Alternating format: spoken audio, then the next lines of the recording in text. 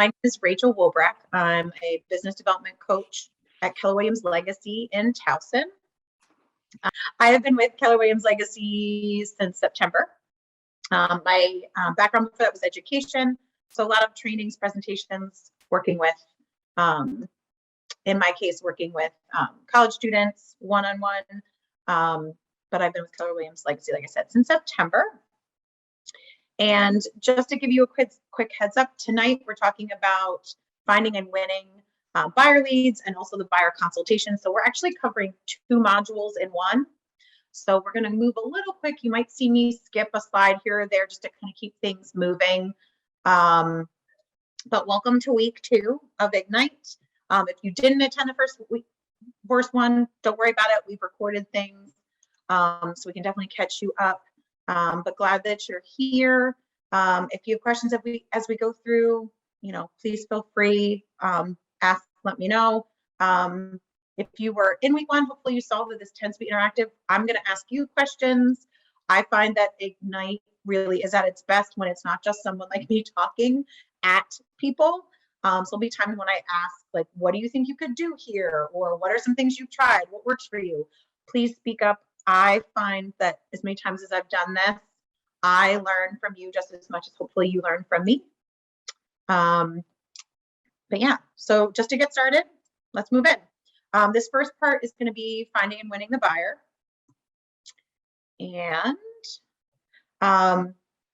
again, for those that might have just joined the last couple minutes, my name is Rachel Wobrack with Keller Williams Legacy. Tonight we're going to focus on cultivating leads, finding buyer opportunities. As a reminder, if I mention, like I think I mentioned later on the script guide or Elemental Scripts Handbook or whatever it is, that is in the toolkit. You have links to that and the participant guide. When Melissa sends those emails after, well, I think before to give you the link, but also like the next day you get the recording and things like that. So links to those things are there if you haven't looked at those yet. You've seen this. If this is your first night, you maybe haven't seen this, but if you were with us last week, you saw this. What are the 2 things we focus on? Growing our business or running our business. We're hitting that first one tonight, but just talking about our buyers, not our sellers. Sorry, again, slightly distracted because I'm still letting people in. And what we'll kind of talk about is understanding the importance of your database, how to take advantage of your sphere of influence, those people that you already know, how that allows for you to kind of launch into other topics under grow and run your business. This is just a quick roadmap of what we're going to talk about, starting right with finding the buyer, moving into cultivating those leads, qualifying buyer leads, deciding like, are these people ready to go right now? Are they going to be ready 6 months from now, a year from now? Who knows, right? And of course, talking about signing the buyer agreement. And this is just for this first module. Alrighty. So before we can learn about how to handle leads that are coming in, that with people that may want to buy real estate, we need to find buyers, right? Remember that you want to find your buyer. It'll be related to what your business looks like. So do what works well for you or for your team if you're on a team. If you absolutely detest, can't stand, cold calling cold leads from Zillow probably isn't the best move for you, right? If you love talking to random strangers in the grocery store, that may be an option, right? That might be something that works better for you. If you're a sole agent, that's going to be handling like finding your own leads. Often we say like an open house is a great place to start because people that are coming into that open house may not have agents yet and could be a way for you to find potential buyer clients because only one person can buy that home, right? Whereas if you're an agent on a team, typically there's a system within that team that does lead generation. So following up, with your team and finding out how that happens if you haven't already, it's going to be different. How you find your leads are going to be different depending on what you like to do and whether you're a single agent or on a team. The data on this slide is actually from the 2019 NAR profile of home buyers and sellers. As you can see here, 89% of buyers purchase their home through a real estate agent. So that's really great news for us, right? Big agents, 89% of people want to use an agent. Fantastic. 41% of buyers found their agent through a referral from friends or family. So this is why we always talk about your sphere of influence, right? Talking to friends and family, letting them know that you're in the business, reminding them because they can forget. So making sure that they can help to make referrals for you. 75% of buyers interviewed only one real estate agent during their home search. So this can be helpful if you're the first agent they talk to. Chances are 75% chance, hopefully you're the agent they go with, right? 51% of buyers visit an open house as a way to search for homes. Now they might have an agent, they might not in that 51%. But I'm guessing if you've been to an open house, you know that a lot of people just kind of go to look, don't always have that agent yet. So that can be a way to capture people, as I mentioned before. So taking these statistics into consideration, I'd love to have a few people share, like, where do you think you want to begin looking for buyers? Like, where do you think your strength in finding leads is going to come from?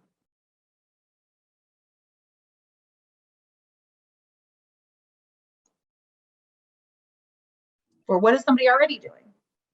How you doing? So my name is Sam Stockwell, Keller Williams Capital Properties. How I will get, well, how I have been going about getting my my leads. Well, at first I went through I started within the phone and reached out to absolutely everybody, and then I went social media. I'm a little more active with the social media now. So, but reaching out to, my social media platforms as well to allow everybody, know that I'm a realtor. And then I just like talking to people and just meeting. So when I'm out around and, whether I'm in the store or wherever, just a conversation just naturally will, generate, and that be, or hypothetically speaking, today I had a shirt on, this shirt that matched the shoes or whatever. And so this guy, he was with his wife, and he pretty much gave me a compliment on my outfit today. That's all that I needed. Of course, I came back with my appreciation for, giving a compliment, and then, the conversation naturally progressed. And my intent within that conversation was definitely to end with, let him know who I am and what I do, and but allowing it just to happen organically. And I figured out what he was doing and where he lived at, and actually he was looking to buy a house here really, really soon. So it was just one of my opportunities, just off a compliment of the shirt. So I would say all of that just to say is everywhere, and I also, I met this young lady in the supermarket yesterday, and she wasn't looking to purchase. She wasn't looking to purchase a home, nor or anything, or sell. But she knew of people, and because when I gave just the conversation, it was just really over produce. It was over a produce conversation, And hey, did you see? Do you know where? And she was like, oh, it's right here. And then it happened, and then one thing led to another, and she wasn't looking, and she made it clear, hey, I'm actually not looking to buy or sell, nor am I looking for a realtor. And I'm like, that's fine, I appreciate that, but you just never know who made me, And she like, you know what, I never thought about it like that. That is actually right. And she gave me information, and we've been, and here we are. I love that. Thanks for sharing that, Sam. And I know someone said in the chat too, shirts. Yeah, shirts, especially branded ones that say something about real estate or another way. It sounds like he just really likes your shirt. But absolutely, like, real estate shirts can grab attention too. I was in an Uber one time with a coworker. We were talking about work, and the guy just kind of said, wait a minute, do you guys work in real estate? Conversations can happen a lot of different ways. Has anybody else thought about the way in which they want to go about lead gen and want to share? I've been sending messages to all of my Facebook friends and Instagram followers. It's going really, really well.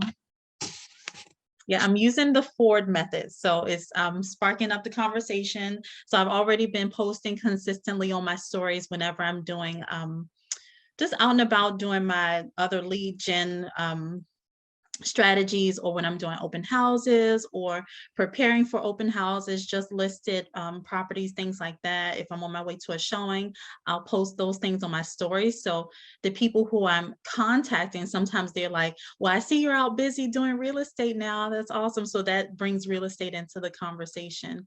But right now I'm just warming a lot of these people up to being in communication with me, because I haven't talked to them in a long time. So the Ford method is really working well for me. I also did some door knocking the other day. It was really successful. I might get a listing out of it. Awesome. That's fantastic. Yeah. I also love that you mentioned Ford, because that's one of my favorite things to talk about with agents, especially those that feel a little uncomfortable reaching out to people they already know, because they don't want to come across as like too salesy, right? Or trying to get money out of them or something like that. For those that might not have heard of Ford yet, probably you have. I feel like it's an early thing that we talk about in KW, but if you haven't, Ford stands for Family, Occupation, Recreation, and Dreams. It can just kind of be a reminder of things to go through when you're talking to someone you already know, asking them how their family is, how's work. The trick is there's often ways that you can kind of weave in real estate once they start answering some of those questions. Because if you ask them about work, chances are they're going to ask you about work, or they might mention a pain point with their family. I'm sure you've seen this with using Ford, that they might say, oh, like the house just feels too small now that we have 2 kids, and there can be your inroad, right, to talk about them getting into a bigger house maybe. So I love that. I love that you mentioned Ford. I also like that you kind of framed it as like warming them up, getting back into their like life and talking to them more. Yeah, you're like nurturing them even before you kind of talk to them about real estate, to then nurture them for when they are ready. I love that. All right, so we're going to move in. That's kind of also the perfect segue, because we're going to talk about cultivating or nurturing these buyer leads. Once you've had a conversation with a potential lead, we need to cultivate that lead. You don't want to talk to them, hear that they're ready in a year, and then forget about them for a year, because chances are they're going to have another agent and they probably will have already bought a house in that year or sold a house or whatever, right? Because if they say a year, chances are they'll be ready before that. But this is where command can be really helpful. It can really kind of help you nurture and cultivate those leads that you get. And we're going to get into that in a couple of minutes. I know that this model, lead generation model, comes up a few times in Ignite. I don't remember though if this is the first time you've seen it or if you saw it last week, but trust me, you'll see it more. But with this lead generation model, we're kind of talking about this piece down here with cultivate, right? Once you find these leads, you've added them into command as a contact, you want to be able to keep in touch with them, right? Like I said, you don't want to hear that they're going to be ready in a year and then wait a year to talk to them again. If there's someone that you don't know, you potentially still have to build that relationship with them. If it is someone you know, if you wait a year to talk to them again, they might feel that, they're just in it to get the money or whatever it is. And they might forget you're in real estate. In the meantime, find another agent. Sounds crazy, but it happens. My supervisor often talks about how her brother forgets, because he'll talk about, he's out in California, and he'll talk about buying a new investment property, and she'll remind him, I'm an agent, I can refer someone to you. So reminding those people that that you're in real estate can be really helpful. But once you find a lead, like I said, you have to cultivate or nurture that lead. Cultivating that lead means that you're placing on them on some kind of, interactive or action-based touch program. So we're going to get into SMART plans a little bit. If you haven't used them, you're going to learn a little bit about them tonight. But if you've just begun having a conversation with a new contact that you've added to your database, putting them on like a long-term nurture SMART plan, or I really like the monthly neighborhood nurture, can be a great way to start sending them information and them seeing your names once a month, without being like too in their face, if you know that like they're going to be, ready to buy it down the road. Let's see. Everyone that you have a conversation with, really should be added into your database if they aren't already, and should be added to a SMART plan. Again, it's just a way to remind them that you're in real estate, so it's not something that they're going to forget. So that way, when they think of, oh, I have real estate needs, they think of you. Or if they meet someone who has real estate needs, they think of you and make that referral to you as well. Setting agents up with smart plan or setting up potential leads with smart plans will help kind of trigger events that will help you to build that relationship with them and cultivate an appointment down the road if they're not ready to buy just yet. The tasks can be sending an email, reminding you to make a phone call, sending a text message. If you have Twilio connected, it can send it for you, or it can send you a task to remind you to send that text message, but it can just kind of help cultivate that potential buyer for you. All right. So this is where I'm going to jump out of the slides for a moment and show you my command and kind of show you how you can use and where to find smart plans if you haven't done that already. Alrighty. You can see that I have some people on smart plans and it's reminding me to follow up, and you can see that they're past due. But I'm not an active agent right now. These are people that are potentially interested in joining KW. Not that it's okay that they're past due, but I'm explaining it away a little bit. So when you're in command, coming over here to the left-hand side, you know how to find contacts. If you don't have yourself as a contact, put yourself in here. It's a great, helpful way to try out smart plans. Like if you're not sure what it's going to look like, put yourself on the smart plan first, have it start coming to you, and then you'll kind of know if it's something you want to use. Especially with, like, for me, I set myself up on the monthly neighborhood nurture because the way it's described or what you can see in the smart plan doesn't really give you a lot of information. It's not like one of the ones where you can see the full text of the email. A lot of them you can, but with that one, I was like, well, let me get this to my own email first, see what it's like, you know, see how it looks for the neighborhoods that I've selected. But from here, you can find someone. I'm going to use myself as an example first. You know, you can pull up a contact and you can come over here to smart plans and you can, you know, add yourself to a smart plan here. The other place that I find most people are going to go to is just directly to smart plans, and that's okay too. Now, the first time that you ever look at this, there won't be anything down here. I've been in here, I've added smart plans to my personal library, right, where it says my smart plan here. But if you've never looked at this before, you won't see anything, and that's okay. Come over here to library, and this is where you can search for plans. And so you will see there are usually some featured here at the top. You can see who's created them. Lots of times there's other agents. You can see that there's ones that Keller Williams has created. You can see top rated ones, so ones that people really like. You can also see how many people use them, which I think is helpful. You know, if you find one that like a few thousand people are using, chances are that's a good one, right? You can see what's new, which is why they don't have as many people using them. Oops. You can also create your own. If you want to create your own, I probably wouldn't start with that. I'd probably start with using some that are already created. But for instance, the long-term nurture, this is one that I know I'm not on. So you can come here, you can see that Keller Williams was the author. There's been over 57,000 downloads. Only 11 people have actually rated it, but it's rated high. But if you wanted to add this to your smart plans, you would just come over here and hit add smart plan. You'd hit download.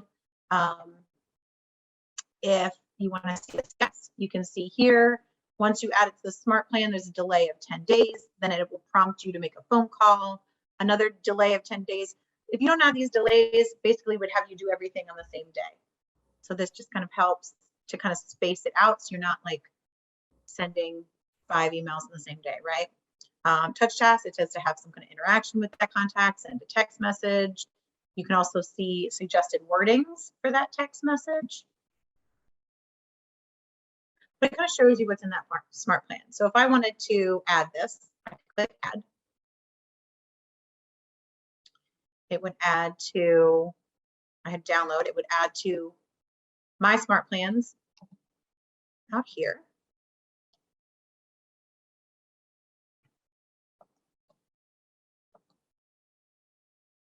Okay.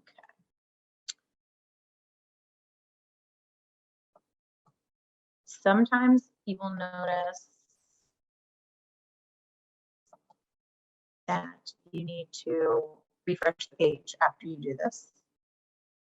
Oh, this is it here. Okay. So if I wanted to add myself to this one, I could just come right over here or anything else, right? And search for myself,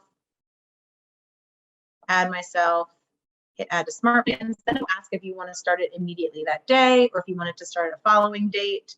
You know, you can choose that and select it as you will. You can also batch add people if you wanted to. You don't necessarily have to do it one by one, but just for demonstration purposes. Kind of wanted to show how you can add yourself to a smart plan or add one of your contacts. Any questions about that while we're in it? Anybody have a favorite smart plan? I actually have a question. Yeah. I'm a little confused on how to, because I just entered all my contacts into my command database here, and I don't know how to, you know, where it says first name, last name, like as a template, and then it says team name. Like I think you just had one pulled up. Like I think the one I was using was for the app, like promoting the app, and it says, "Hi, this is Charles Edwards." It would be, and then with it still says Charles Edwards is the team at Keller Williams. So I don't know how to change that to like the McDowell team, or who, like change the team name and stuff. Edit that. So are you on a team? Yes. Okay. What might do it is like up here, you know, how you can switch between your personal one or like the team. Maybe if you were in the team one, it would pre-populate that. Because I'm assuming it's one where it pulls over your team name. Is that it? But it's pulling over your name instead. Yeah. Let's pull my name. I think if you send it from, sorry, I have my picture there. If you move to like the team, then I think maybe when it would add that. But I am not 100% sure because I haven't seen that happen. Okay. Right. Or it could just be something, maybe editing it and resaving it for yourself. So like you can, that's a really good point. You can actually take these and edit them. Not all of them, some won't let you, but you could edit it and just once change it. So it has like, rather than it pulling the team name in, you just type the team name in and then you can use that same one and you just edit it once. Okay. I'll try that again. Thank you. Yeah, absolutely. Yeah, I was interested in the new agent announcement because I thought that I could send that to pretty much my entire contact database. But when you look at it, it says it's 0 touches and 0 steps. And if I try to select it, it says you have to add steps. So I guess I have to go into smart plans first and create steps for it. Hold on, I'll look at that. Because I was excited. I thought that's going to be my first one. That's everybody's getting that because I want to announce what I'm doing. Yeah, absolutely. Well, I'm looking at this one here. It looks like these have one step. So I don't know if maybe the one that you looked or pulled didn't have a step. Like typically it tends to be like one step because it's like an initial message. Like this one, let's see. This one just has like one automated email. And then like once you add it, you can edit that.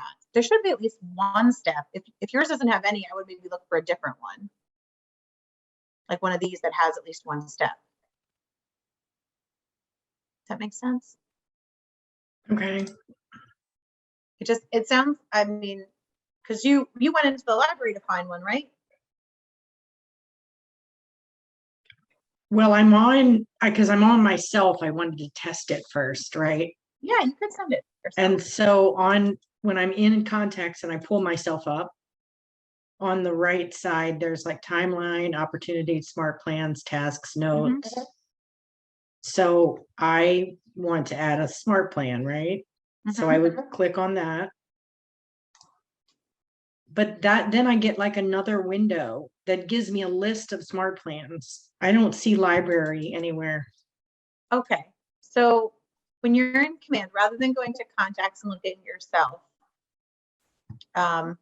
this, what looks like a bulleted list and has like this setting little wheel that's and smart plan. If you click there, it might just be, if you haven't gone into the library yet and like picked which ones, like some of the ones you want to use, that might be the key.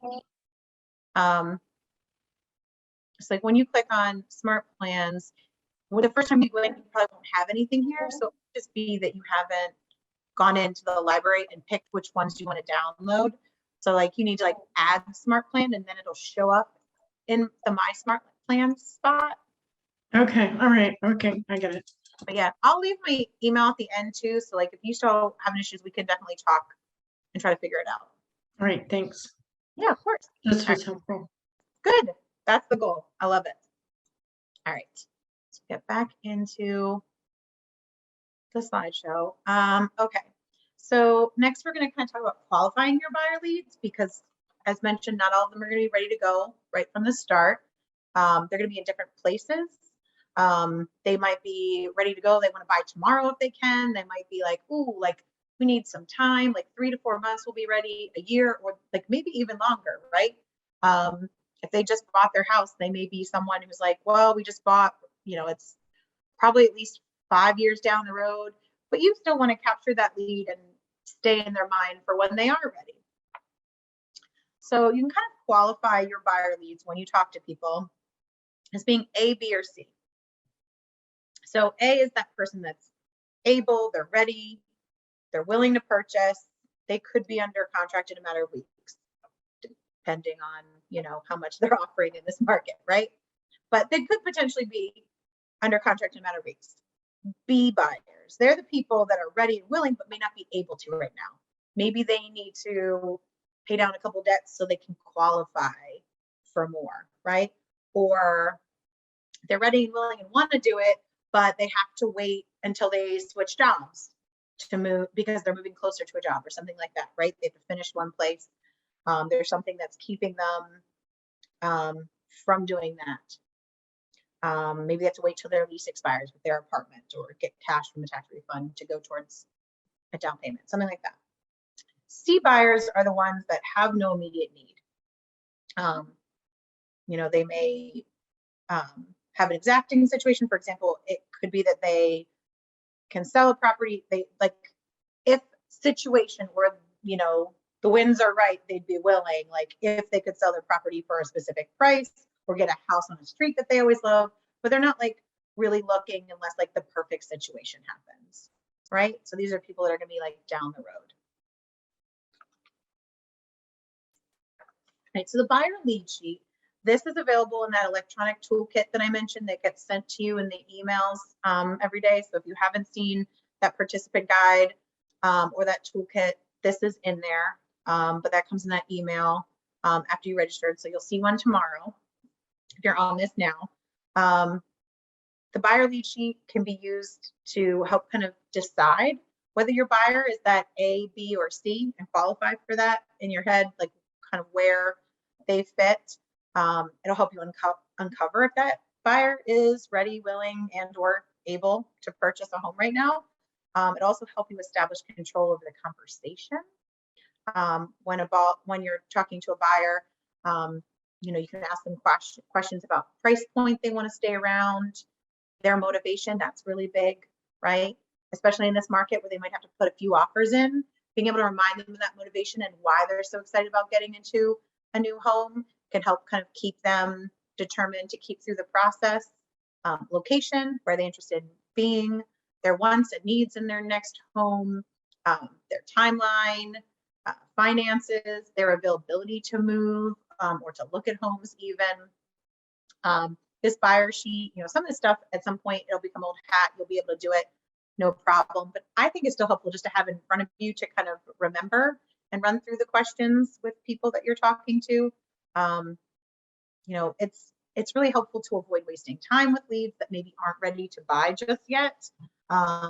Leads that maybe aren't ready or, should be, it's not that you it's a complete waste of time because again, you can qualify them as a B or C and nurture them or cultivate that lead, but knowing how much time, you don't want to spend a bunch of time showing them homes just to find out that they really can't move for a year because of somebody's job or somebody's in school.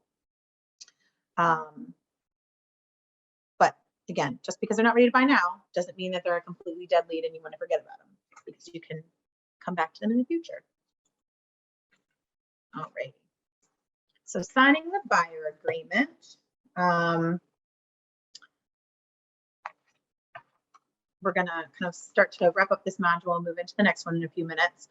By learning about the buyer agency agreement, this is the contract, of course, that you'll sign with your buyer to ensure that they are your client and that you are representing them. All right. So finding the motivated client or lead is the first step to turning that warm lead into a closed client, getting them, to sign those documents and buy a home. By completing the buyer lead sheet and rating and knowing if they're an A, B, or C, you should be able to determine when you can ask for their business. Asking for their business. When will you be ready to buy? Ask for an appointment. Will tomorrow at 3 p.m. or Friday at 1 p.m., work to discuss the home buying process. Assess the financing needs that they might have. Ask if they've spoken to a lender or if they're pre-qualified for a purchase, yet. Again, remember fair housing rules. If you ask one buyer if they're pre-qualified, you should ask every buyer. Honestly, I think you should ask every buyer anyway, because again, that's going to keep you from wasting time. If someone hasn't talked to a lender and you're showing them homes, they may not know what level they're pre-qualified for. You don't want to show them $400,000 homes because that's what they think they can qualify for when they can only qualify for $300,000 homes. You don't want them to fall in love with a home that they won't be able to get, right? The importance of the buyer representation agreement.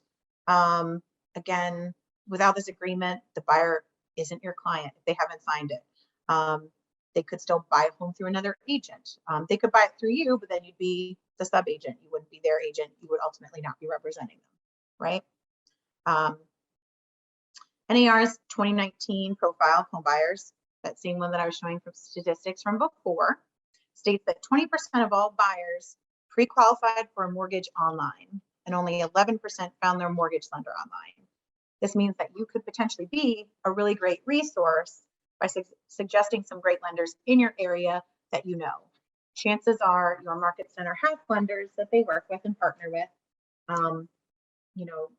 You can, or someone, you have a family member that maybe is a lender, you can be that recommendation. When I bought my house 2.5 years ago, and I first spoke to my agent, one of the first questions was asked if I was pre-qualified, if I talked to a lender, and I hadn't. And I said to her, I said, I don't have someone in mind. Do you have someone you'd recommend that you've worked with that you think does a good job?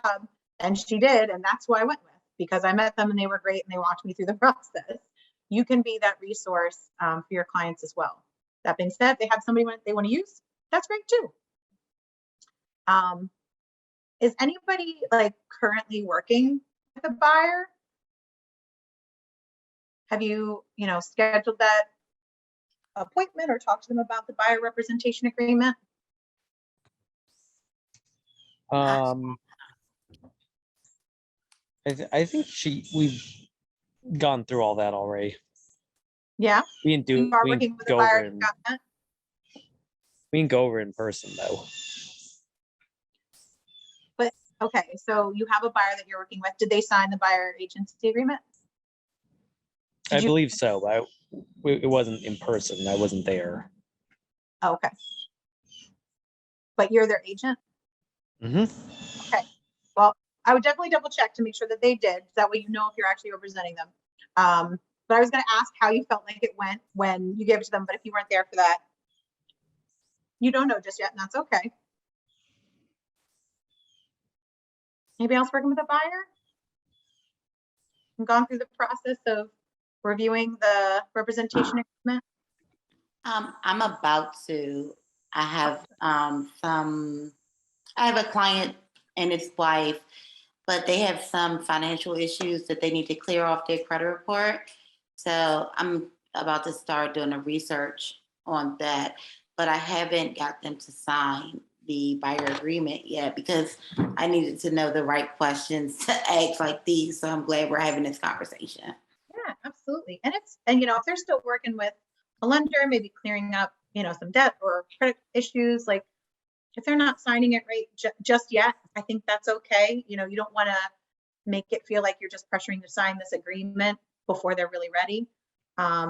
But yeah, this is where you could be a great resource too, to connect them with a lender who might be able to help them, look at what, things on their credit report, what things could they do to help clear it up or move that, credit score a little higher. Sometimes they can kind of give advice and say, this will probably be more helpful quicker than this thing would be.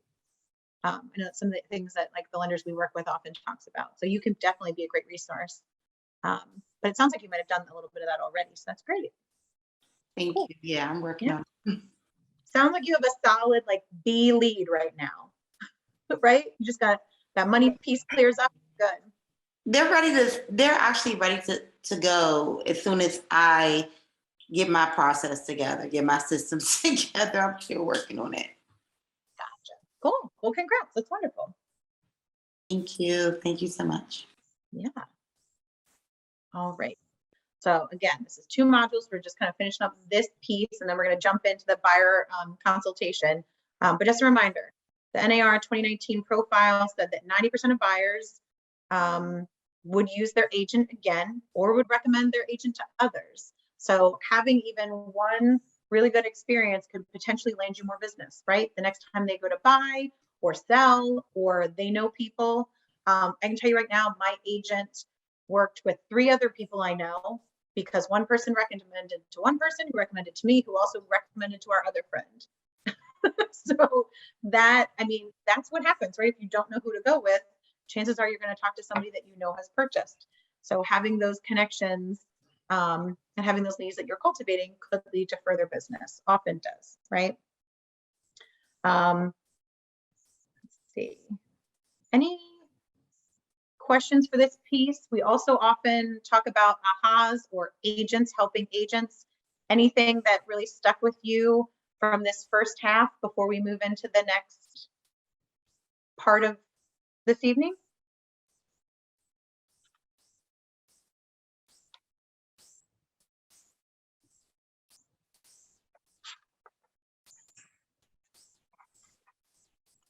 No? I got some. Okay, cool. I like how you told us about that, but the buyer lead sheet. Mhm. I've only been in the business for a week now. That's really going to help me ask those questions that I need to ask to make sure they are buyers that would work out, or if they're Awesome. ready, or what to ask. Great. I love that. Yeah, absolutely. There's a lot of really great tools in that folder that Melissa sends out. Buyer lead sheet definitely being one, just to kind of help keep you on track. I know agents that have been doing this for a while that still have a list that they keep on their desk, just to remind them when they're on their phone doing lead gen, like things to go through and things to ask. So that's great. All right. I'll jump into the other one. Again, talking about buyer consultation. So it goes very much hand in hand with the leads and cultivating. This is when you've had that lead and we're moving on with it, right? We're doing that buyer consultation, that appointment, hopefully, trying to cement that business to get that agreement signed. So this session specifically, we'll look at the buyer consultation. We'll focus on getting that buyer representation agreement signed, which of course is, kind of the first step to getting that buyer to a closing and, ultimately getting paid yourself, right?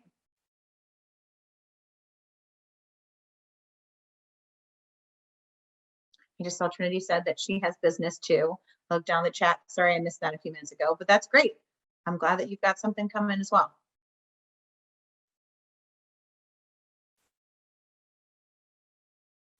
All right. Again, I told you, you will see this beautiful screen of growing and running your business every Ignite session. This session, we're talking about making the buyer presentations, getting listings. This is, of course, the way that you grow your business. You find more business, right? The goal of our time in this session is to learn how to prepare and deliver the buyer presentation to get that buyer representation agreement signed. Why do you think it's important to get a buyer representation agreement signed before you start working with a buyer? Now, obviously, you're going to talk to them a little bit. You may not get it the first day you talk to them, but before you really start working, showing them homes, why is it important, do you think, to get that signed? You don't want to waste your time. Absolutely. Anything else? Technically, you have to represent the seller. Yeah, right. You don't represent the seller unless they sign that. Absolutely. Or you do represent the seller if they don't sign that. Correct. Anything else?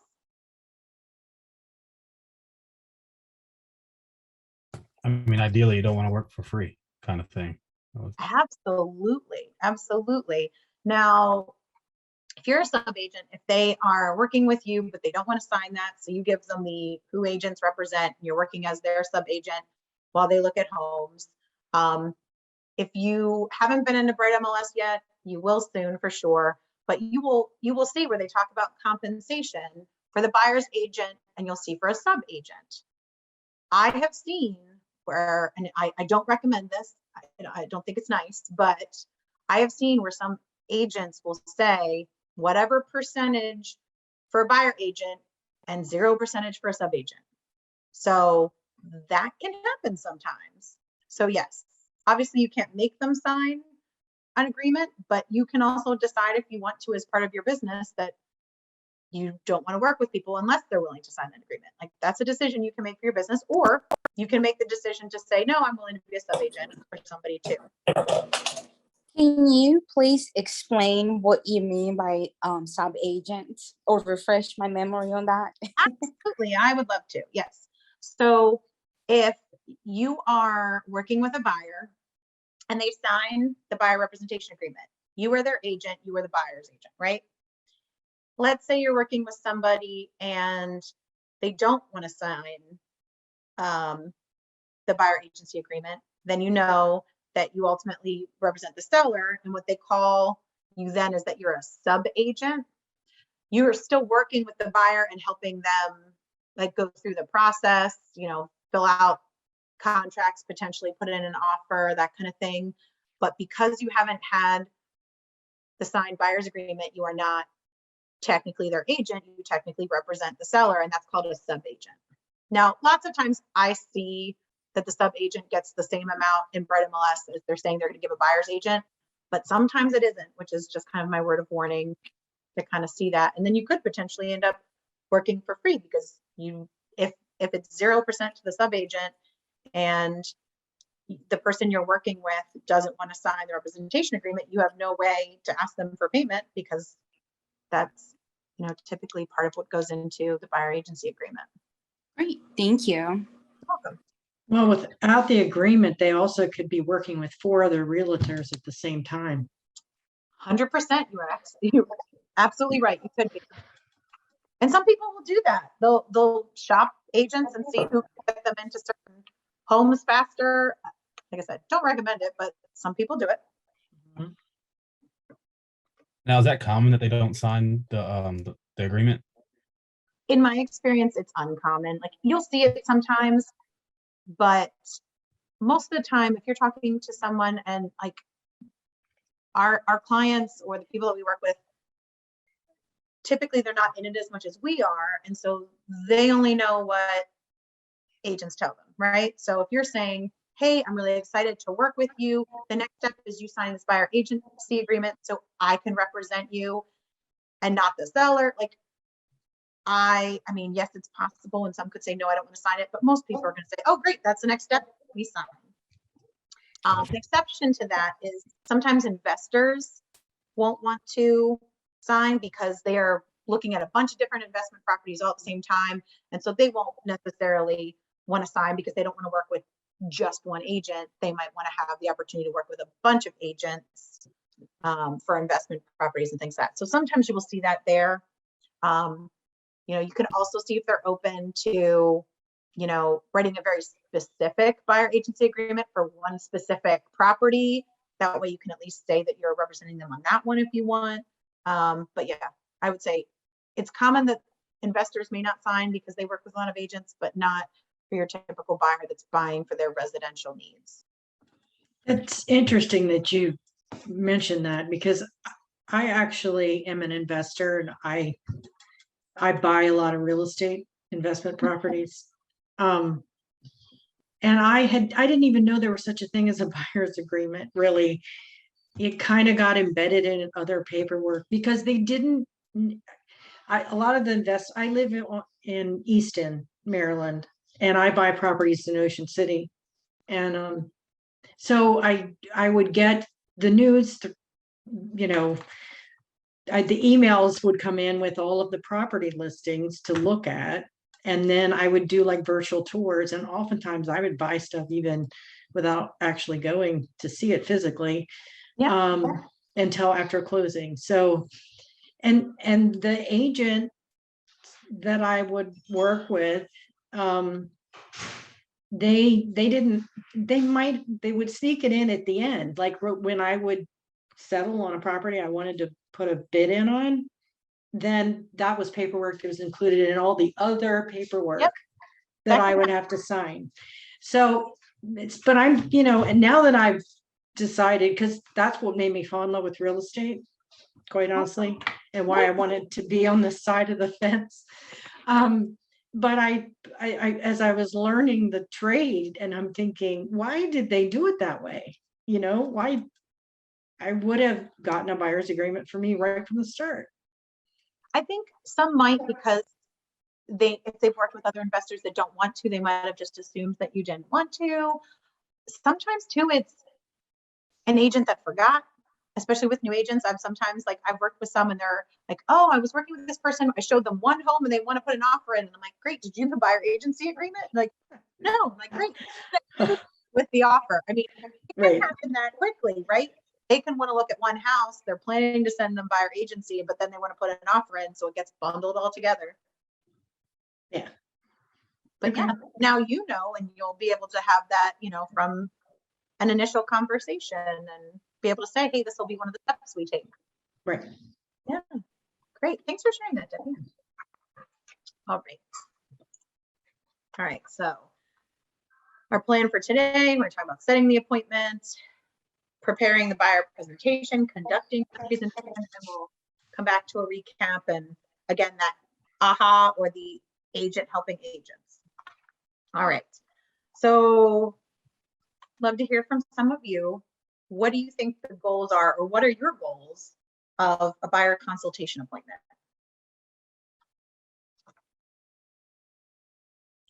What do you hope to come out? The agreement.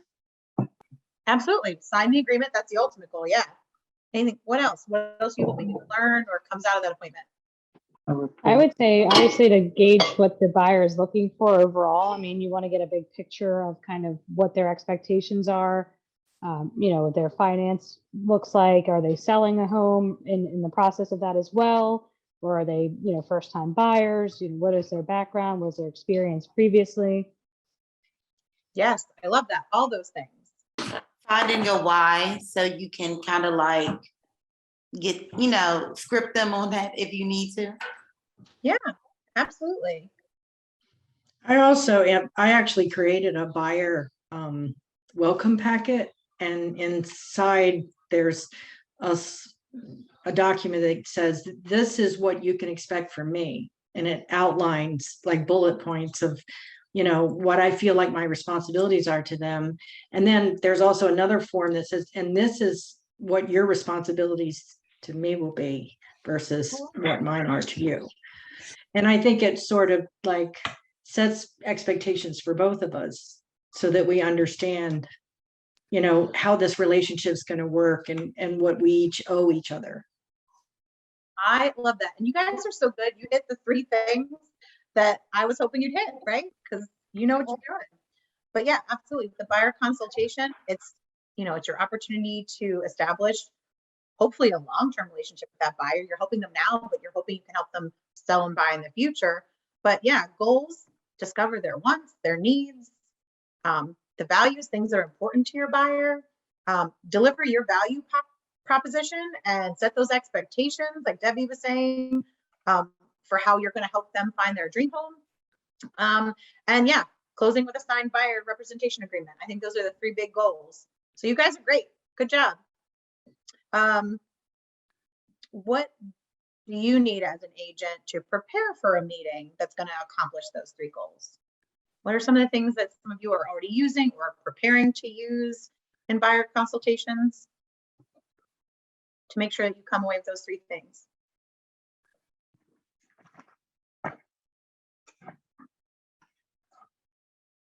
Well, again, I actually bought like the Keller Williams like folders, and then I've even pre-made up some folders because I just know I'm going to have appointments. Yeah, of course. But inside is the the agreement and then my welcome packet that I constructed myself, and so that's the plan anyway. Hopefully.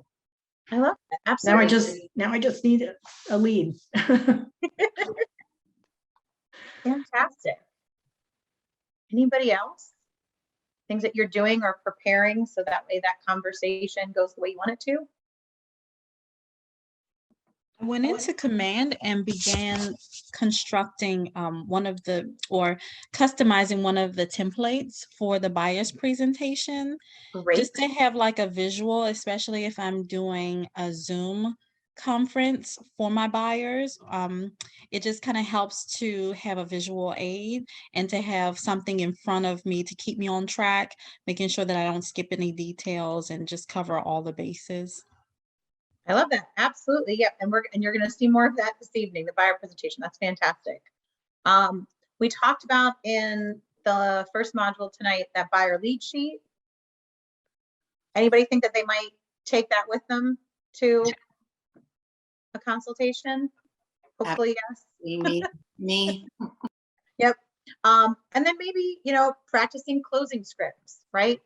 What are you going to say to close to kind of get them to, set up basically them signing that buyer agency agreement? So yeah, there's a lot of different things you can do to prepare. Those are just kind of some of the things probably more commonly used. I reach out to a lender and let them know that I'm meeting with a buyer, and would they have a few minutes to speak to them. And then during the consultation, I let them know that I have somebody they can talk to with some preliminary information and set up an appointment with them. And they certainly don't have to use them, but it's a good place to start. And I make that introduction. Love that. Yes, 100%. That's great. Yeah, if you have lenders that you work with, giving them a heads up beforehand to say, hey, I'm going to be talking to someone, can I give you their information after I talk with them so you can follow up with them? Absolutely. I think that's fantastic. Anything else?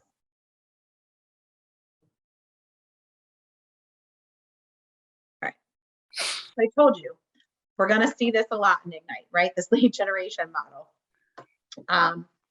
But just kind of remember, we talked the first half about our A buyers, our B buyers, and our C buyers. So an A buyer is someone, again, who is able, ready, willing to purchase a home. They could be under contract in a matter of weeks. You're using that buyer lead sheet from the toolkit to classify your buyers into A, B, or C. But let's say you've cultivated a lead and now you have an A buyer. They're ready to go. Once you have that A buyer, it's time to close for the appointment. At this time, you'll also want to add or update an opportunity in Command in the database, right? A safe option can be to schedule a buyer consultation in your office or a conference room in the market center. Some people will use Zoom because it can be easier for both parties. You don't have to worry about getting somewhere after work, that kind of thing. You can meet at a coffee shop, or some people will just kind of choose to meet at that first showing, have the conversation. I mean, hopefully you've learned some of what their wants and needs and things are. But as far as getting that signed agreement, sometimes that happens at the first showing, and that's okay too. All right. The buyer presentation, of course, is a tool that can help you get to know the values, the wants, the needs of your buyer during a buyer consultation appointment. And I'm going to kind of show you, this is going to be another point where I move from the slides to show you how to create a presentation. Again, we're going to go into command.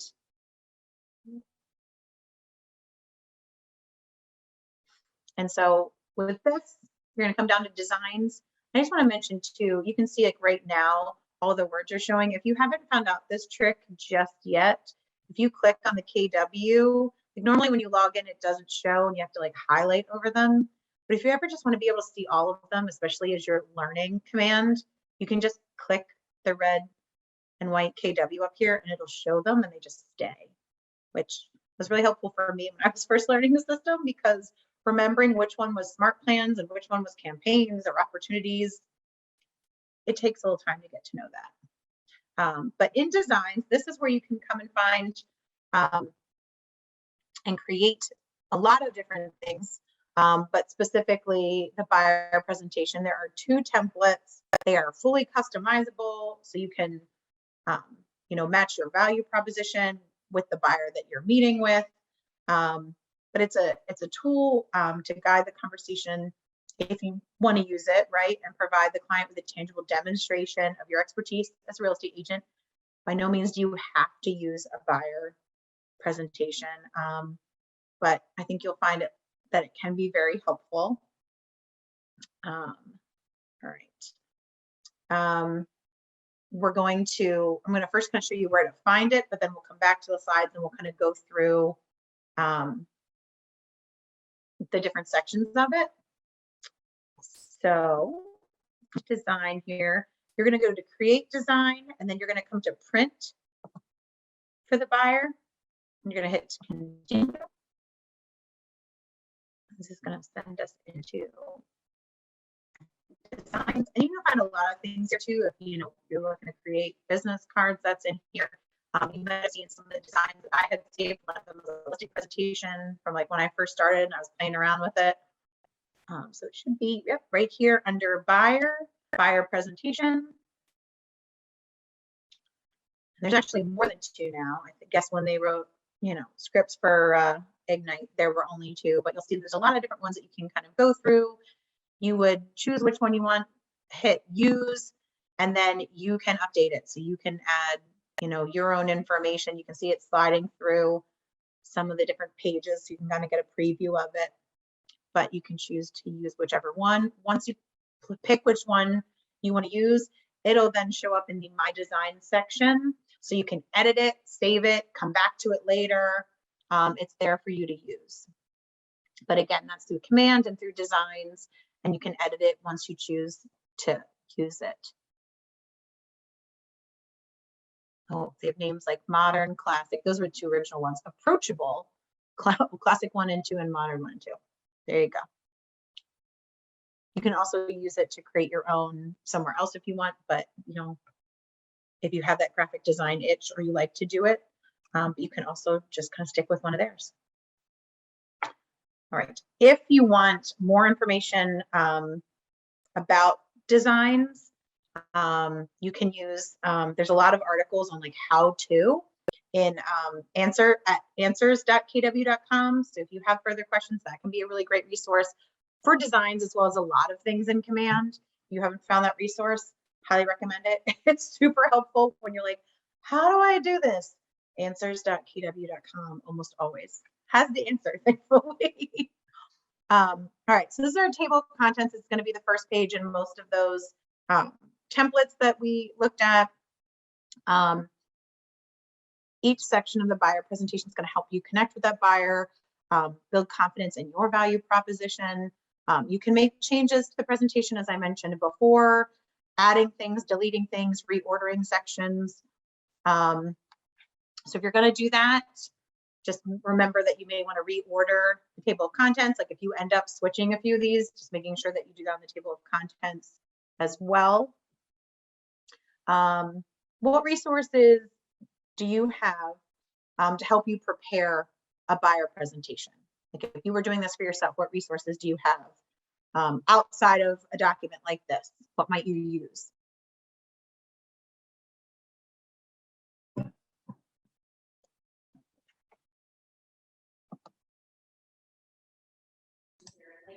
practice with somebody first? I love that. Yeah, absolutely. You can practice with somebody first. I think that's great. We talked about the buyer lead sheet. That could be a potential resource. If you wanted to know what kind of homes were available in a specific neighborhood you know they're interested in, or you want to know a price point of a specific neighborhood, like average, do you have like a resource in mind that you might go to look at that information? Bright MLS. Yep, absolutely. Absolutely. Looking at MLS, like if you know they're interested in a certain area, just to kind of see like what's inventory right now, what's the average price point, that could help going into conversation. It shows that you've done a little bit of homework, that you have information and expertise to share. Absolutely. And of course your market center, right? Whether you're in Keller Williams Legacy or another KW office, you have people in your office that can help provide numbers, statistics, from a team leader to an MCA. You have coaches in your office, you have resources to help you prepare and kind of pull your information together. All right, so as we go through each section, we will discuss some of the resources that you might need to customize the presentation. Again, remember, if you're changing any of the order, make sure to do that in the table of contents if you decide to reorder or if you remove anything. Your participant guide contains example pages from this presentation as well, from a modern template. So you can view and edit the complete buyer presentation by coming into designs, like I was showing before. We'll look at one page, except we won't go into the glossary, but everything else we're going to look at. Oh, Debbie, go ahead. Yeah, so it might be a good spot. I've had this question on my mind for a week now. Okay. So yeah, because I actually got that RPR, I guess it is.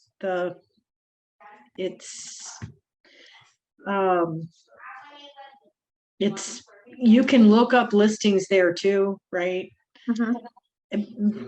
I just was wondering, because that was something that when I first was hired, they were quick to give me that particular, sign me up for that, right? But then the Bright MLS, I got that, and of course that I think for my purposes works so much better. I was just trying to figure out, like, why do we have both, and is one better than the other for different things? So I'll be honest, this is the first I've heard of RPR. It might just be a preference for our market center. We usually recommend Bright MLS. Has anybody else used RPR? Or is there another? Realtors Property Resources is what it's called. I heard of RPR. I heard they have really pretty sheets or beautiful sheets for CMAs, but I haven't done it yet. But I heard their sheets look really nice. We use it at Keller Williams Select Realtors as well. It's supposed to be phasing out Remind. Remind, I've heard of. It's like Remind, but their reports are a lot better. Like Amber was saying, they're a lot more robust in the information, and the CMAs are pretty awesome. Okay.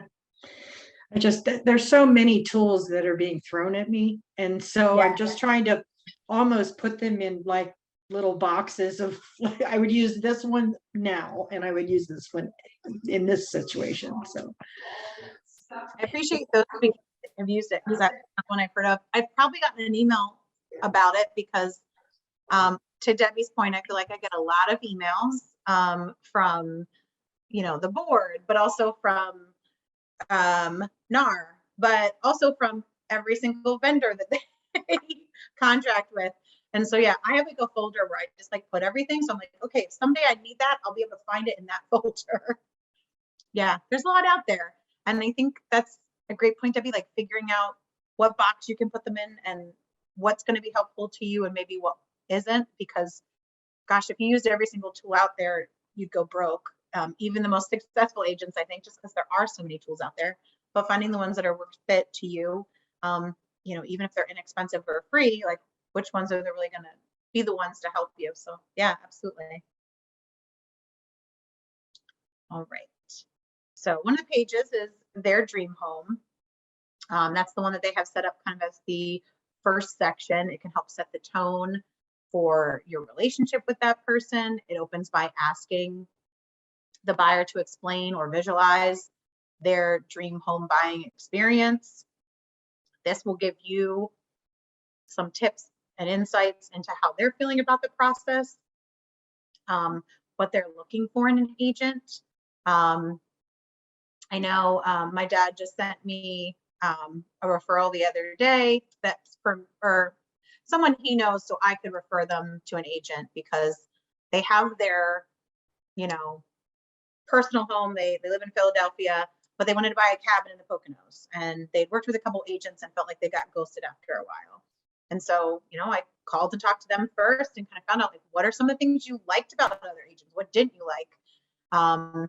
And kind of just heard some of the pain points with previous agents, and knew that they were very particular, and what was important to them was the piece of land, not necessarily the structure that was on it. And that helped me then when I was calling people to talk to referrals to kind of say, like, this is what they're looking for. This is going to be harder to search on MLS for. How do you feel about this? And find the person that said, you know, legit said to me, I've worked with really particular clients before. I have used Google Maps to make sure that homes aren't too close to train tracks or cemeteries. So, like, she was my girl because I knew that she'd, you know, be willing to do some extra things and do what was really important to them. She also talked about how the first thing that she wanted to do was really get to know them, so that way she could go into homes for them or preview them and know if it was even worth them seeing, because they'd be coming from Philly and driving 2 or 2.5 hours. So she wanted to make sure that they were homes that would actually be worth them seeing. So using this page to kind of find out what's really important to them and what their dream home buying experience would be like is really going to help you match your skills and your, you know, service to them to what they're looking for. Or if it's something that, you know, seems really unrealistic, realizing that maybe you aren't the best person to help them, and that's okay too. Earn that referral fee and find somebody who would be. So that's just kind of my take on the objective of this page. Anyone else have any thoughts or theories? What do you think the objective for this page in the buyer guide is, or additional things you could learn from showing them this and having this conversation?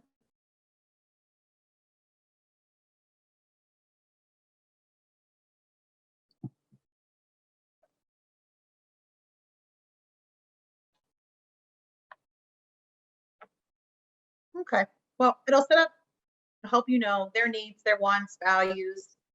It'll kind of help put that at the center of your relationship with them when you're working with them. You know, use this page to uncover what their motivation is, right? They might tell you about their dream home, and then you can dig into that. Why, you know, why would it be important for your dream home to have that huge backyard? Oh, because you want to get 3 more dogs? You know, whatever it is, right? That is their motivating factor, and knowing what those are. Let's see here. Move into the next one. Okay, so establishing standards.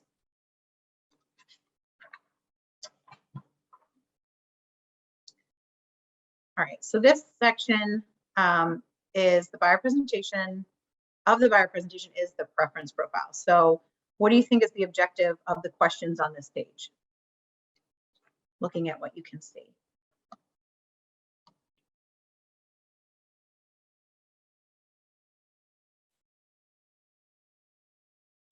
Being able to stay in touch.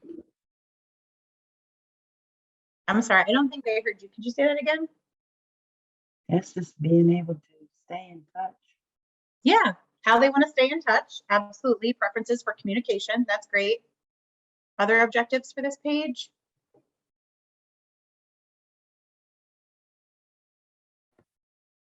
Maybe their motivation, so you can see where they're at in the buying process. Absolutely. Especially with, like, have they been pre-approved? Have they talked to Pre-approval. Yeah, 100%. Debbie mentioned it earlier too, expectations, right? So not just preferences for communications, but do they expect to hear from you once a day, once a week, right? Anticipated timeline could be another thing that you're learning from them. Hopefully, if they're having this conversation, you've felt out that they feel like, A, ready to go right now, but maybe in talking about that timeline, ready to go right now might still mean they're okay with it taking for a few months, right? To find the perfect house. Or it might be, we need a house now because this is changing. And so then, you know, it's going to be as fast as you can. But yeah, this kind of just helps you understand the expectations that they're going to have for you in a lot of different areas. How would you track this information? Like if you were working with a bunch of different buyers and you're doing a bunch of buyer consultations and you're learning information about them, how would you track the information that you learn from these conversations? In command. Yes, you know the right answers. Exactly. Making notes in command with those contacts so you can refresh yourself before you talk to people. 100%.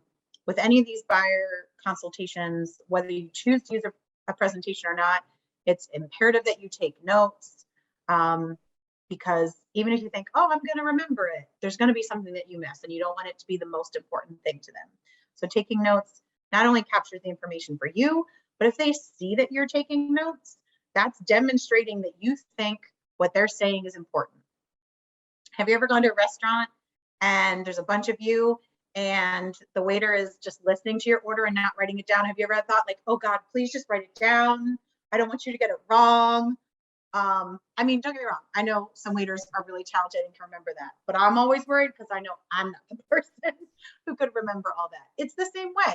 If you're meeting with someone and they're telling you about the important things that they want in their next home and you're taking notes, they're going to have the confidence that you're going to remember what's important to them and that you think it's important and that you're going to be looking to find that for them. That's what that's going to demonstrate. Even if you can remember everything on your own. After the appointment, again, updating the buyer's contact information to include those notes. So you don't have to worry about forgetting it. You can update their preferred method of contact. So you know, do they prefer a text or a call or an email? You can create a custom field if you want to even track like the time of day that they would prefer to hear from you. All things that you can do in the contacts. You could add tags if you wanted to help organize your buyers. There's a lot of different ways you can use command to fill in and kind of manage some of this information. All right. So your home wish list. You can use this section to ask buyers about their ideal home. You should customize these questions based on the market and the information that you have already obtained from the buyer lead sheet. The questionnaire is the foundation of your needs analysis. It'll help you capture a precise picture of what that buyer is looking for in their new home. What are some questions that you think you might customize or change based on the market that you're in?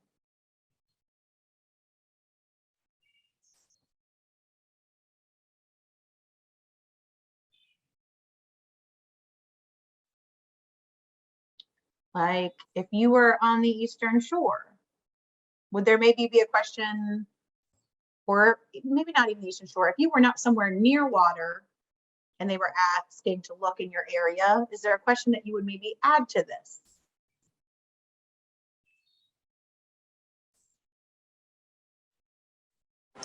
I think it has something to do with flood insurance. Yeah, I wasn't thinking that way, but absolutely. That could be a question. They've thought about flood insurance and things like that. Are they willing to be in an area that might flood? Absolutely. I was thinking, I love that. Thank you, Tanika. I was thinking like, if you're in an area where there is water, do they want to be on the water? Or do they want to be within a certain distance? Like, do they want to be able to walk to it? You know, because maybe they can't afford to be on the water, but they want to be within half a mile because they can walk, or a couple blocks. Like those might be questions that aren't on here, but are questions because you know your market and where you're, you know, helping clients, that might be an important aspect, right? Yeah, they could have water rights even without being on the water. There's some properties that have water rights. So. Or communities that also have boat slips, or, you know, all kinds of things. Absolutely. Anything else? I mean, I was just, the water one is just kind of one that came to my mind, but Anything else? Maybe a playground. Is there like a playground if they have children? Any schools close to the home? Sometimes people don't want to live right near the school. Yeah. But walking distance. Yep. You could ask them how, like, if they mention kids, you want to say, like, do you want to be near the school? Would you prefer not to be? I mean, absolutely, those could be questions.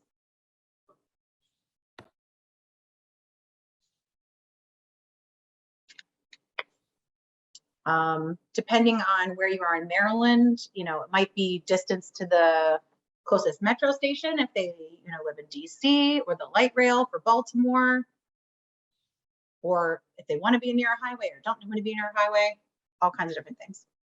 Cool.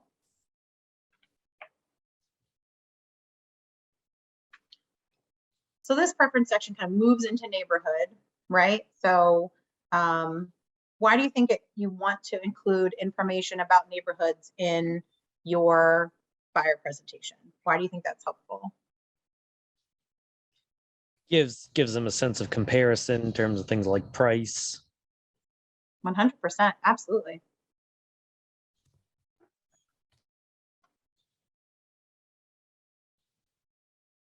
What else? Some people may not have considered a certain neighborhood. They may have been kind of focusing on one particular location, and they may find that expanding their search range kind of gives them, things that are more within what they're actually looking for. Sometimes those narrower searches, you kind of limit yourself and what's available. So opening that up to them could show them something that they weren't even considering. Absolutely. Absolutely. Anything else?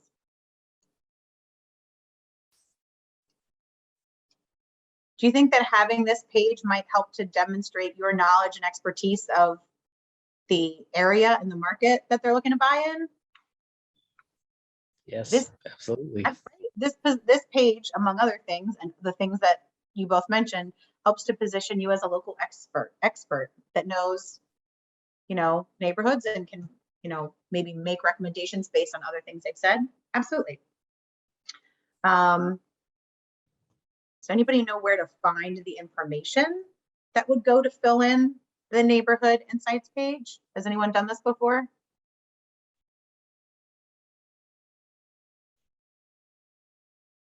Would it still be on MLS? Yep, you could absolutely pull some information from MLS. Absolutely. The other thing you can do too is Command in Designs. You can create what they call a neighborhood snap for each neighborhood or zip code that you want to include in the neighborhood insight. If you haven't done that before, again, there's an article that can tell you exactly how to do it. Answer.kw.com. And it's called the neighborhood snap. So that can help you find some information to fill us in, but absolutely Bright MLS is a great resource as well. All right, so how buying a home works. A buyer who knows what to expect is going to be a more confident buyer.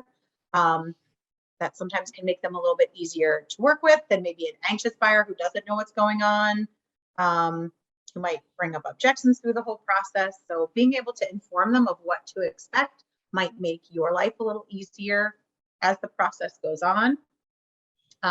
You may need to explain the difference between pre-qualification and pre-approval for a loan with your buyer. Pre-qualification is that preliminary evaluation of how much a buyer can afford to borrow, or pre-approval is kind of the more involved process where they ask for more information and verify income, employment, other financial information. So like pre-qualification is like the beginning, pre-approval is like the higher step, right? More involved to kind of evaluate how much a buyer can afford. So having that conversation with them might be helpful. This might also be a good time to share and set expectations based on the current market. They might have been hearing things, or maybe they haven't, but like being able to maybe talk to them about the market in your area and what it's like for buyers right now. What are some things that you might say to a buyer if you were setting expectations right now in the current market that we're in for buyers? What might you tell them?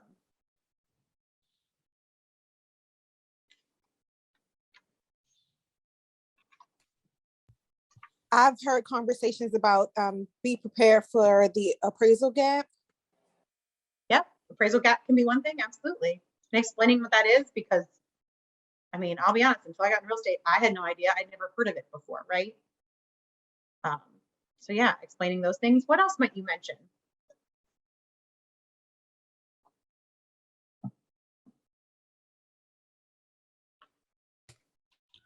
Typically, how long the average listing stays on the market, to kind of set that urgency of how fast we need to move.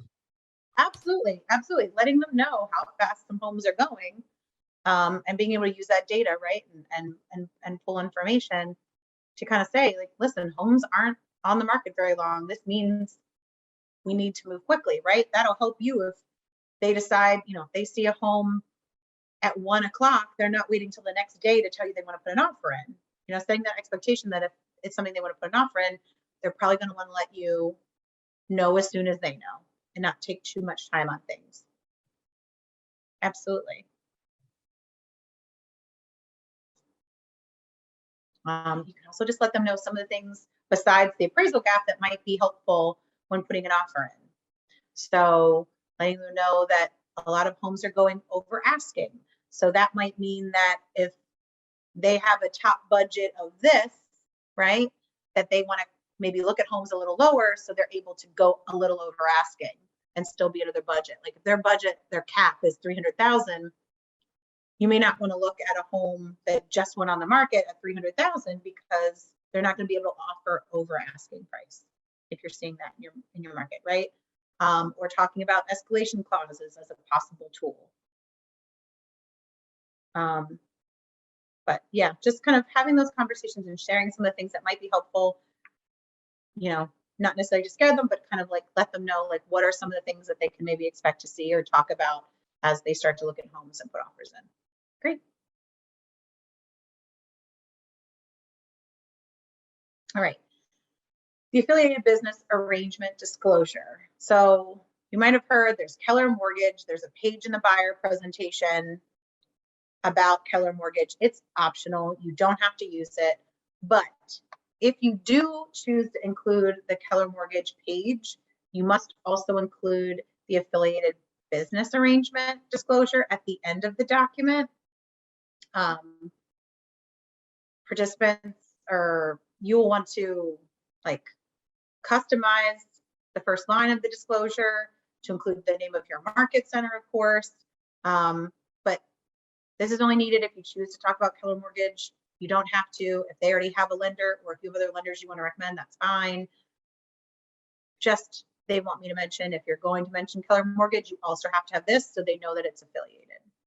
That being said, if anybody's in New York or Canada, I don't think so. I think we're probably all Maryland, but in case someone else found us or you have another place that you are licensed in, if you're in New York or Canada, Keller Mortgage is not available in those areas. So you'll want to take out this and the affiliated business arrangement disclosure as well. Was there a question? Yes. So the our app that we can give people has the mortgage on it, Keller Williams Mortgage on there. So we have to explain this before we give that app. I haven't heard anything about if you're using the app that you have to share this. I just know with the presentation, if you're doing it, you want to have both in there. Like you wouldn't want to remove this page, but keep the Keller Mortgage. I have not heard anything about with the app having to explain it. I honestly haven't clicked on that link in the app, and we are going to talk about the app a little bit, but I would have to look into that further. Again, I'll leave my email at the end of the presentation. So if you want Akima, we can talk more about it. But I haven't heard about having to explain that before sharing the app. So maybe, guessing, I have no knowledge for sure. Maybe that's when you click on Keller Mortgage, there is a description. I don't know. I just know with the buyer presentation you do. Sorry, I don't have an exact answer, but I can work on that. No worries. If someone else has heard and has an answer on that, let me know. All right, so your value proposition. The next section of the buyer presentation is about presenting your value proposition. As a new agent, You might choose to use data from a team if you're on a team, or from your market center, or you could pull from, you know, Keller Williams Realty International itself, like at everything, to kind of present your best value. Like if you haven't had a lot of closings yet, or you don't have 15 years in the business, you might choose to kind of bring up more of those, either market center or team, or like I said, all of Keller Williams data, just to kind of show the power that's behind you, right? As your business grows, it can be really helpful and essential to tracking your successes and including your numbers as you have them on this page, because it'll talk more about you as an agent, and your specific value as you have those numbers. If you want numbers for your specific market center, or talk either to your MCA or the team leader within your market center, they will be able to provide numbers for you. All right.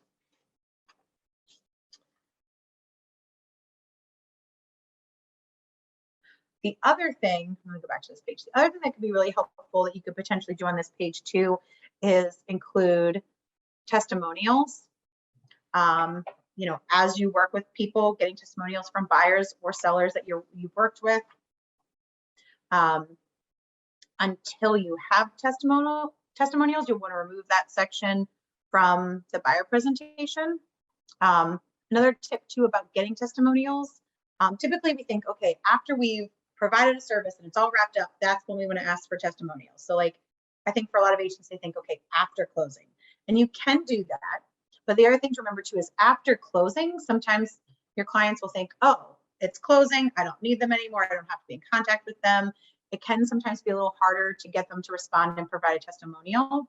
So I know some best practices that some agents have told me they do is they actually wait and ask for it like a little bit, like a few days or maybe even a week before closing. You just kind of say like, hey, how's this experience been? Like, would you be willing to provide a testimonial for me?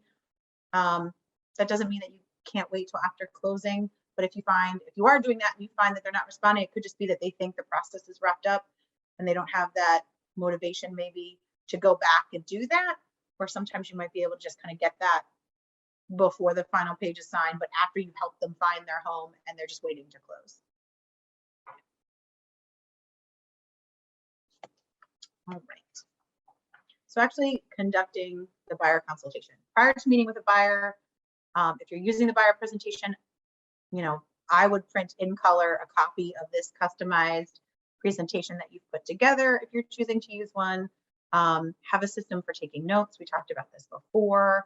So that way you can track the buyer's answers and later put them into command, but also again to kind of show and signal that you're listening and you find what they're saying important. Let's move through here. Okay, back to the buyer representation agreement for a little bit. Again, the ultimate goal of this consultation with a buyer is to conclude with that signed buyer representation agreement. It's that legal document that's going to formalize your working relationship with the buyer. It'll detail your services, what you're providing, what they're expected to do in return, right? It protects you from spending valuable time with a buyer that ultimately uses another agent to purchase a home, like we talked about earlier.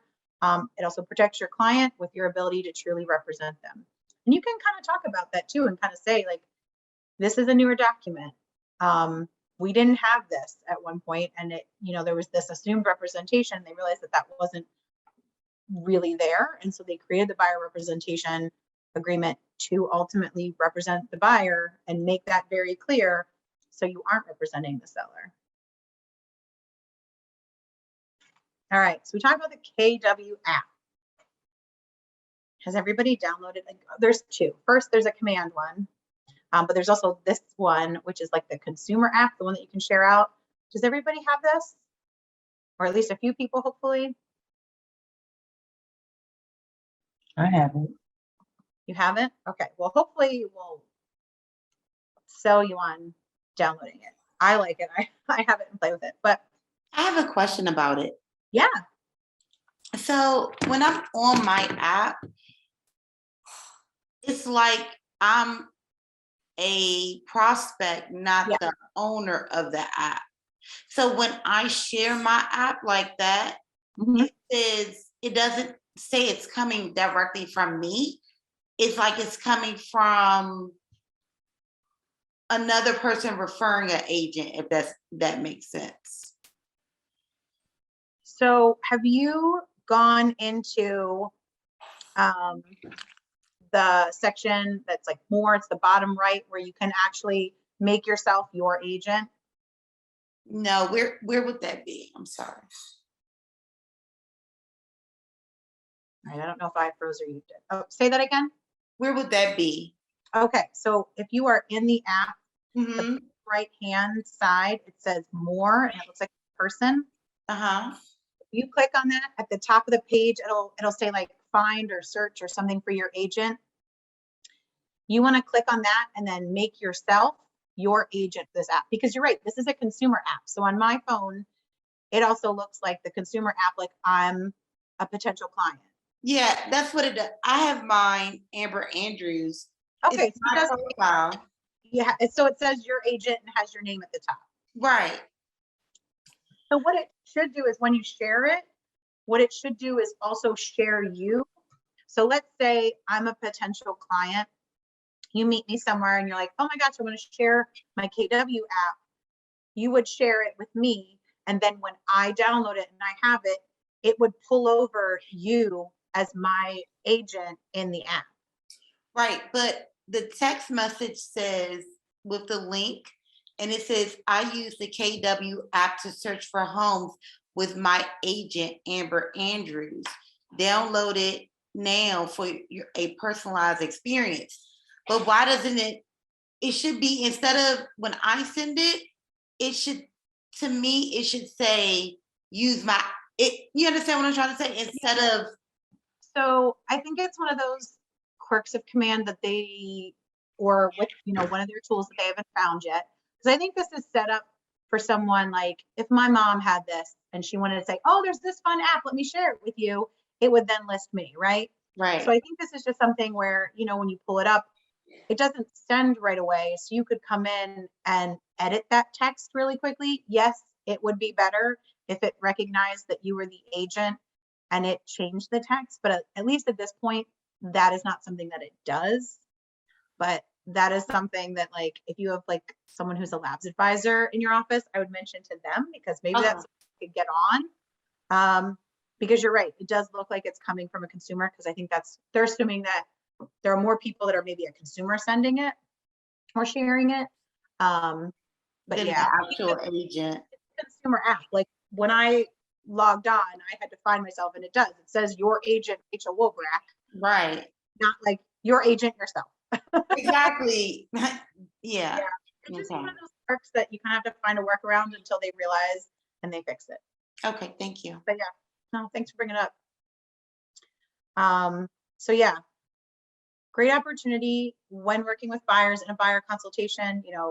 Share your KW app with buyers, show them how to use some of the features. When you share the app, as I mentioned, you can have it branded. So before you share it, make sure that you've selected yourself as your agent. So when you share it, it will also carry you over as the agent to them. You might want to change the wording in the text message, like Amber was saying, just so it sounds like it's coming from you, an agent, and not from, another prospective buyer. You can certainly do that. As they click on things, it will also show you their engagement. So if they like things, you will be able to see in command some of the things that they've liked. I'm trying to see here. If you haven't already downloaded the app, definitely do it. Select yourself. Like I said, as an agent, it's under the More tab. Because as you share this and they decide to like things, you'll see if they're getting more active. You can get notifications to command.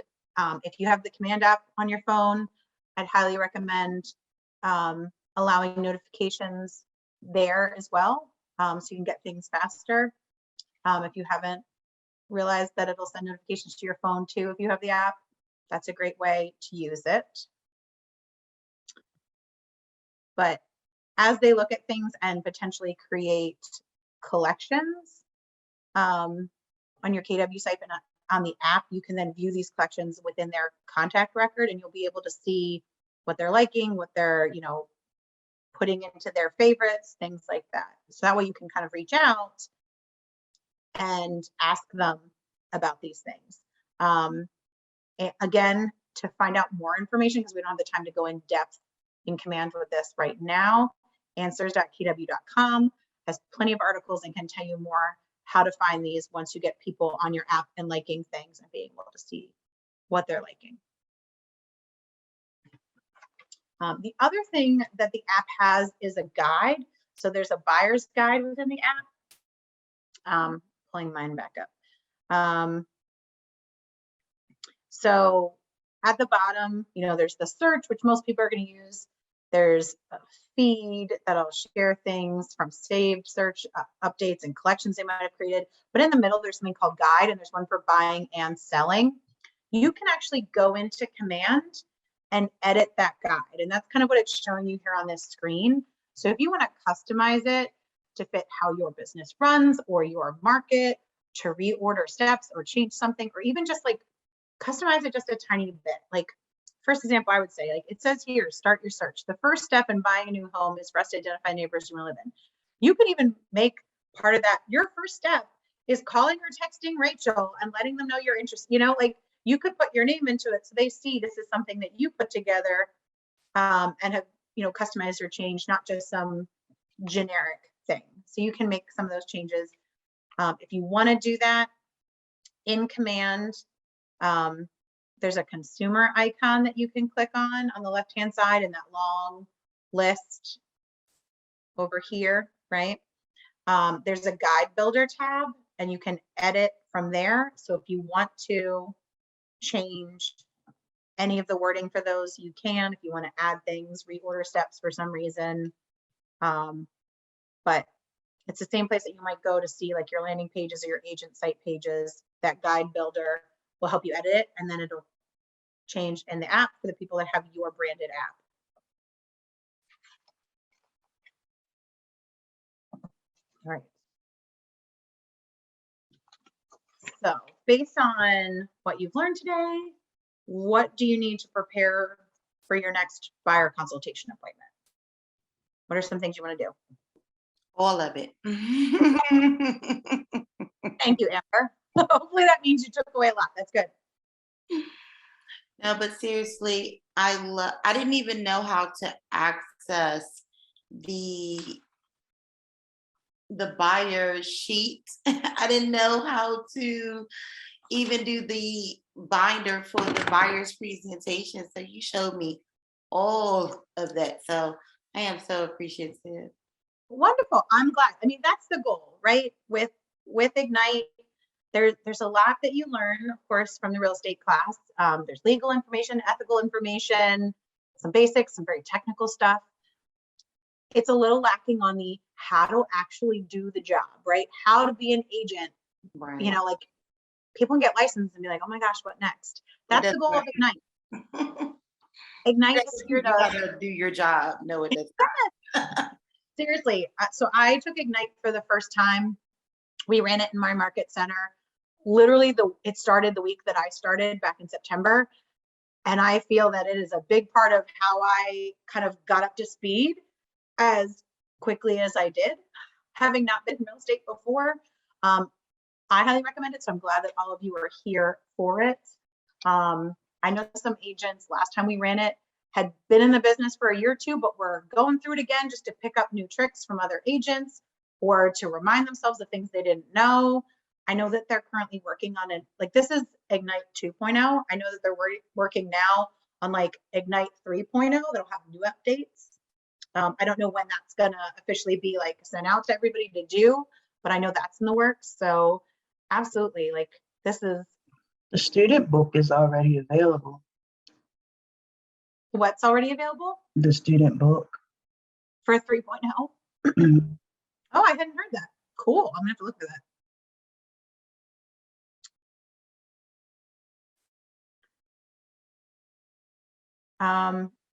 Someone asked, is the KW Command app legit or the same as what's provided by the company? So the Command app it doesn't have it's created by Keller Williams. It's not like another party that's speaking to command.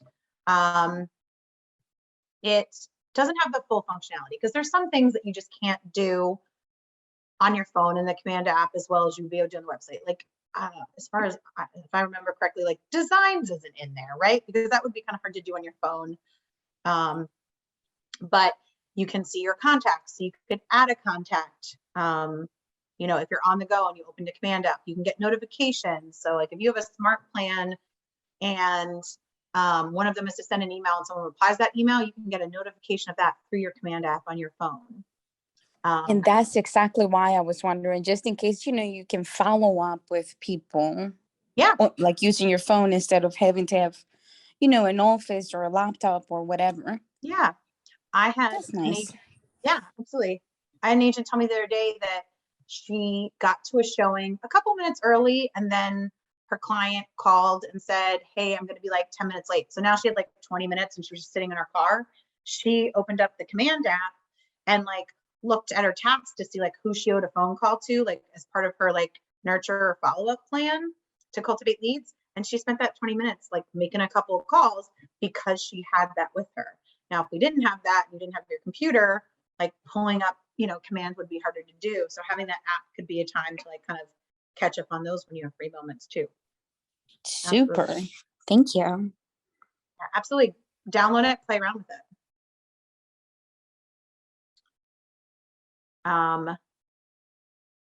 When someone asks, where do we find the book? Do you mean for the one that Okima was mentioning, the student participant guide for 3.0? Because I'm not sure where you find that. I just found out that it's in the education part of the main Keller Williams page. Okay. Is that through like Connect? Yeah, I don't know. I'm still playing with all the things.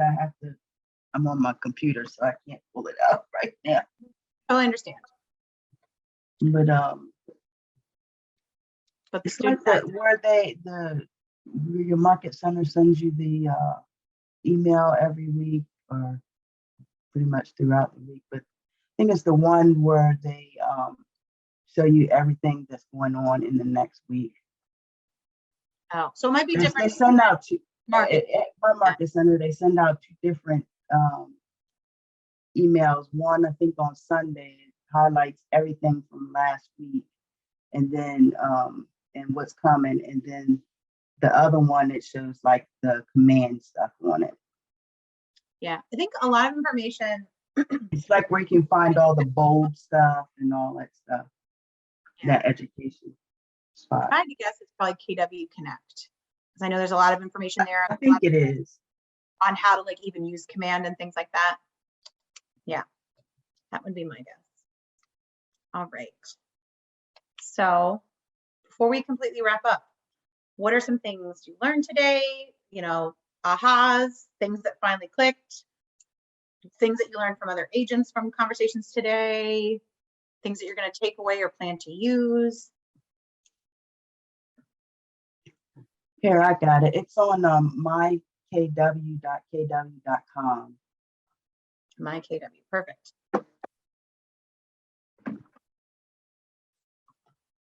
Well, that sounds like an aha for me, going and looking at the Ignite 3.0 participant guide.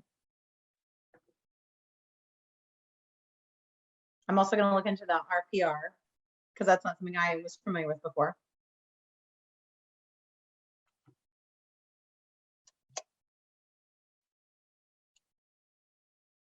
Anybody else? Big takeaways you want to share with other people on the call? I really need to get my buyer agreement together and get that solidified. Yeah. Trinity, you're in luck. You and I can work on that. Yes, I absolutely will be contacting you. Good. Absolutely. Thank you. Happy. I need to work more, spend some more time in command. I feel like taking this, course is really helpful but I don't spend enough time in there having like a, a better understanding of it. So, and that's, on my part, I don't like block out the time to do it. So I need to be more proactive with that. I mean, I hear that. There's a lot. There's a lot. If you haven't found already, on KW Connect under technology, there's like command your database. They'll go step through a lot of different things. And like there's like command your database, command your transaction, that'll go through opportunities, all kinds of different things that can be helpful just to kind of picking up some of that stuff in command, because there is a lot. It takes time. I stuck my email in the chat, so if anybody has questions and wants to follow up with me, please feel free, whether you're in our market center or not. I'm friendly and happy to answer questions. Anything else anybody wants to share? Any final questions?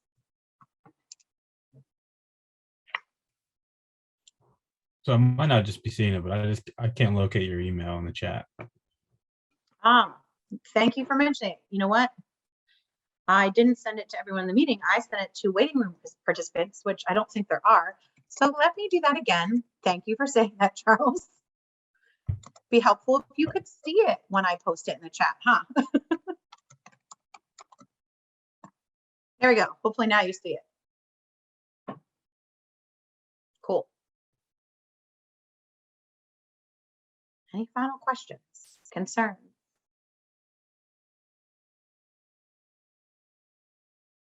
Cool. Well, just a reminder, the Elemental script book, some of the sample pages for the buyer presentation, the buyer lead sheet, those are all in the participant folder, the student folder that is linked to and is sent after each or before each, however you want to look at it, Ignite. Thanks for being here for the first night of week 2. I hope you learn lots. If you're on at the beginning tomorrow, you'll see me briefly getting it started for the person who's presenting tomorrow. Like I said, please feel free to reach out. You have my email. Thanks for being here. Thanks for sharing. Thanks for listening, and have a great night. See ya.